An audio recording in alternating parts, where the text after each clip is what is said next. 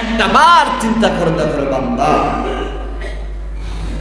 রাসূল আকরাম সাল্লাল্লাহু আলাইহি সাল্লাম বলেন 999 জন, হাজারের মধ্যে 999 জন জাহান্নামের আগুনে জ্বলবে। আল্লাহর নবী মুহাম্মদ রাসূলুল্লাহ সাল্লাল্লাহু আলাইহি সাল্লাম তার পবিত্র জবান দ্বারা বলেছেন যে 1000 এর মধ্যে একজন ঈমানদার পাওয়া যায়। বলেন আল্লাহু আকবার, আল্লাহু আকবার। 1000 মানুষের মধ্যে যদি একজন ঈমানদার পাওয়া যায়, তাহলে এখন আমাদের মধ্যে ঈমানদার আছে না নাই? নাই, পাওয়া যায় না। কারণ 1000 মানুষদের মধ্যে একজন মাত্র আল্লাহর জান্নাতে যাবে, আর 999 জন আল্লাহর জাহান্নামে যাবে।